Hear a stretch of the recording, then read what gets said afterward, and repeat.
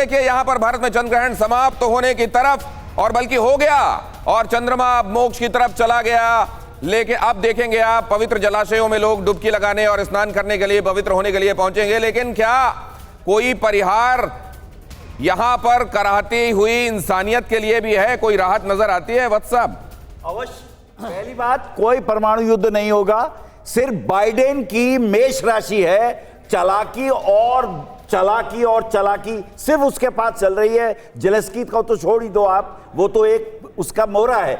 लेकिन असली बात यह है कि युद्ध नहीं होगा, परमाणु युद्ध नहीं होगा, मारकाट भयंकर। ये एरिजोना की तस्वीरें देखिए सर, चांद लगभग पूरा ढक गया। ये एरिजोना से आ रही तस्वीरें, आप अपनी बात पूरी कीजिए। और महाकाल की यदि आराधना की जाए, यदि रावण कृति स्तुति फिर से कर ली जाए, जटाटवी लज्ज्वले प्रवाह पावित स्थले गले विलंब लंबिताम भुजंग तुंग मालिकाम। अगर भगवान शिव महाकाल के 12 ज्योतिर्लिंगों पर, उसमें से किसी भी एक ज्योतिषलिंगों पर अगर महाकाल पे जल चढ़ाया जाए, गंगा जल चढ़ाया जाए, प्रार्थना की जाए, तो ये महाकाल की ताकत है कि चंद्रमा पे राहु कितना ही चढ़ा हो, लेकिन होता शिवजी की जटाओं में है। और शिवजी के गले का कालकूट विष भी चंद्रमा के सोमरस से शांत होता है। तो भगवान शिव अगर प्रसन्न हो गए, जो होंगे, तो ये सबकी बुद्धियां भी ठीक हो जाएंगी और युद्ध की स्थितियां मानवता को नष्ट नहीं करेंगी।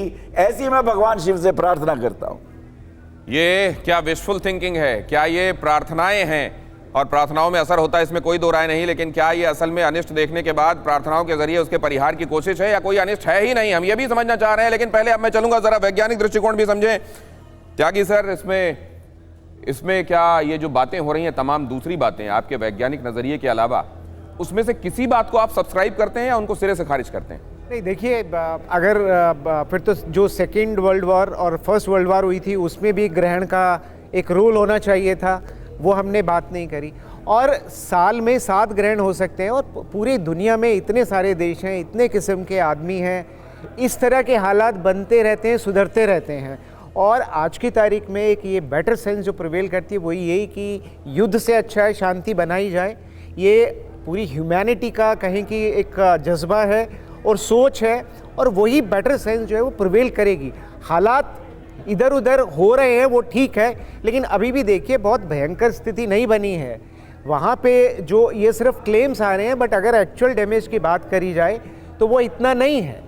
तो ये मुझे लगता है कि थोड़े दिन हो सकता है और खिंच जाए, लेकिन परमाणु युद्ध या विश्व युद्ध की जो स्थिति है वो अब जो समय चल रहा है, मुझे लगता है किसी भी हालत में नहीं आएगी। अगर इसको हम पुराने हिसाब से और पॉलिटिकली भी देखें, इंटरनेशनल पॉलिटिक्स के हिसाब से भी देखें, तो वो असंभव है, वो नहीं होगा। तो ये कुछ लोगों को असंभव नजर आ रहा है और कुछ लोगों को लग रहा है कि क्या अनिष्ट की संभावनाएं प्रबल हो गई हैं। असल में आपके आसपास जितनी तरह की बातें होती हैं, आप वैज्ञानिक होते हुए भी उन बातों को सुनते हैं, और एक आम आदमी होते हुए भी उन बातों को सुनते हैं जो आपके धर्मशास्त्री जिस तरीके की विवेचनाएं करते हैं, आपके कानों से होकर, मस्तिष्क पटल से होकर हर तरीके की बातें गुजरती हैं। और ऐसे में इन बातों का जाहिर है मिश्रित असर होता है। कोई ये नहीं कह सकता कि वो पूरे तौर पर किसी एक बात पर भरोसा करता है और दूसरे को खारिज। लेकिन एक महत्वपूर्ण बात ये कही गई अभी त्यागी सर की तरफ से कि क्या जब वर्ल्ड वॉर 1 और वर्ल्ड वॉर 2 हुए थे, वो भी तो बड़े विध्वंसक और भयानक वॉर थे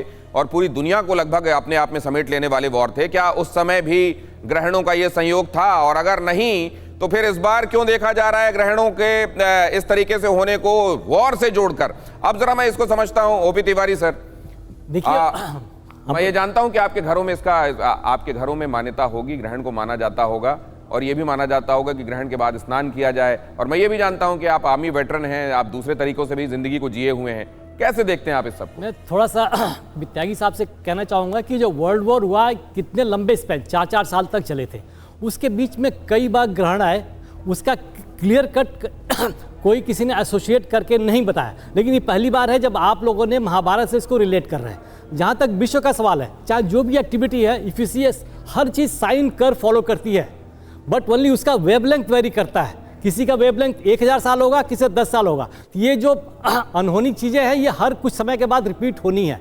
जहाँ तक ग्रहण का सवाल है, ये बिडेन के कुर्सी पर आते ही विश्व में ग्रहण फैल चुका है, वो काफ़ी आगे चल चुका है। उनका मकसद यही था कि हम अपनी आर्म्स इंडस्ट्री को आगे बढ़ाएं, वो फायदा उन्होंने ले लिया। आप बड़ी बात कह रहे हैं सर, आप एक बड़ी बात, और उसकी मैं थोड़ा सा इंटरप्रिटेशन कर देता हूं जो आप कह रहे हैं। आप ये कह रहे हैं कि सिर्फ राहु केतु में ग्रहण लगाने वालों को ना ढूंढा जाए, ग्रहण लगाने वाले बहुत सारे धरती में भी घूम रहे हैं, उनको भी पहचाना जाए। ये राठौर सर असली वो हैं और वो आसपास घूम रहे हैं, के सांप, आस्तीन के सांप, और उसकी प्रॉक्सिमिटी के हिसाब से राहु और ये चंद्रमा तो हमसे मतलब डिस्टेंस के हिसाब से बड़े दूर होंगे, वो तो आसपास टहल रहे हैं। अब जरा ये राठौर सर, आपका हंच, आपका तजुर्बा, अभी तक जो घटा, अब ये जो खगोलीय घटनाएं और आगे वॉर अनफोल्ड होता हुआ जैसा आपको दिखाई दे रहा है, क्या कोई कनेक्शन दिखाई देता है आपको? देखिए, विश्व के राजनेताओं से हम संचालित होते हैं और आज विश्व के राजनेता बड़ी गैर जिम्मेदाराना हरकत कर रहे हैं। इनमें से कोई राजनेता का गुण नहीं है, सब के सब आक्रामक हो रखे हैं और सब के सब पूरी दुनिया को युद्ध की तरफ ले जाने के लिए तत्पर दिखाई दे रहे हैं, जिसकी वजह से आज हम परमाणु युद्ध की बात करते हैं, जिसकी वजह से आज हम ऊर्जा संकट, खाद्यान्न संकट और भुखमरी, बेरोजगारी और महंगाई से दो चार हो रहे हैं। तो ये सब कारक हैं।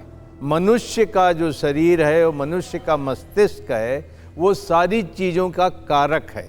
अब ये उन्हें कारक कौन बनाता है?